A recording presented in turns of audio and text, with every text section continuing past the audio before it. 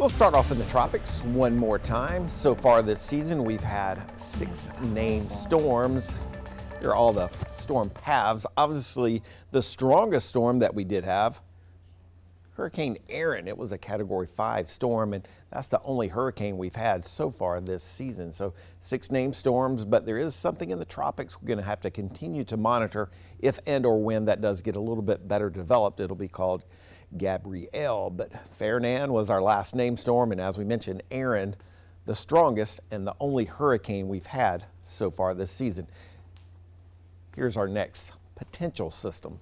National Hurricane Center does give this a high chance of further development over the next 7 days. So it's been relatively quiet over the past couple of weeks, but we're expecting this to get better developed and continue to move generally towards the west, northwest, towards the Lesser Antilles. At this point, you'll notice from this map here, it's worth a mention, but it's still a good 8 to 14 days away from the continental United States. And as we do move through the month of September, this red area here, basically where that little disturbance is, this is where most of the activity kind of moves and forms. So fairly typical area where we'd expect tropical activity to develop at this point in September. Next week, September 10th, is the traditional peak of hurricane season.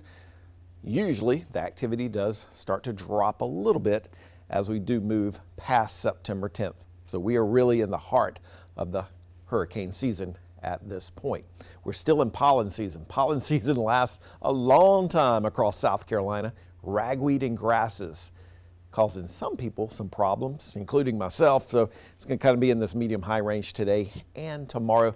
Probably a little bit higher as we head into Saturday, maybe into Sunday, but we'll get a little bit of rainfall possibly Saturday, and Sunday could bring down those pollen counts just a touch. 85 degrees was our high yesterday at the Columbia Metropolitan Airport. So this month, temperatures have been running a little bit below normal. Haven't had any measurable rainfall as of yet for the 9th month of the year, but that will likely change as we head into the weekend. As we mentioned, those rain chances will start to increase just a touch. So temperature is running a little bit below average over the last, we'll say about 13 days or so. Our record high for today is 106. That's going to be safe. That was set back in 1925, 100 years ago. Record low is 54, set in 1997, and we did have that record rainfall way back in 1891. The UV index very high today, tomorrow.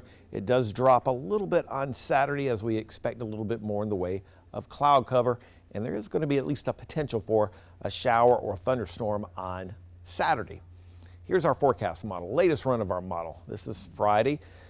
Notice a good bit of sunshine. Our forecast model tries to paint in a stray shower at this point. I think we stay dry on Saturday, but as we head into, I should say Friday, we stay dry. Saturday may be a little bit of a different story. We've added that chance, at least small chance, for a pop-up shower or thunderstorm. We'll kind of break it down hour by hour. That was 3 o'clock, 4 o'clock, then 5 o'clock. And then once we kind of lose the heating of the day, the opportunity for a shower or thunderstorm will start to decrease. Do believe we'll have a better chance for rain, it looks like, on Sunday. So there will be a better chance for rain on Sunday, that according to the European forecast model. Here's our rainfall forecast. According to the Weather Prediction Center, we'll have a higher chance for showers, it looks like, along the coastal region. You get a little bit closer to the Midlands and to the upstate, at least the potential for rainfall does decrease a little. Temperature is a little bit above average. We'll go for highs in the upper 80s to near 90 degrees. And if you are looking forward to football this weekend, we're expecting a kickoff temperature of 90 degrees for Troy at Clemson. That 3:30 kick. We'll call it mostly sunny with hot conditions. Conway, Charleston Southern at Coastal Carolina, Brooksfield, 7:30 kickoff. Temperatures right around 84 degrees. And South Carolina State at South Carolina. Williams-Brice Stadium did add that very small chance for a pop-up shower or thunderstorm, maybe really early in the ball game. We're going to keep our fingers crossed things stay dry. Kickoff temperature is right around 88 degrees. Here's our 7-day forecast. Upper 80s to near 90 today.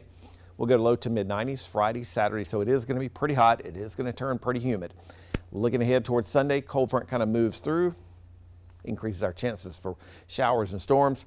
Brings our temperatures down, though, next week. Low 80s Monday, Tuesday, and Wednesday, with the clouds kind of hanging around. Myrtle Beach forecast, partly cloudy on Saturday. There will be a chance for some showers and storms on Sunday. And if you're heading down to the low country, Charleston, can't rule out some rain on Sunday. Otherwise, upper 80s both Saturday and Sunday.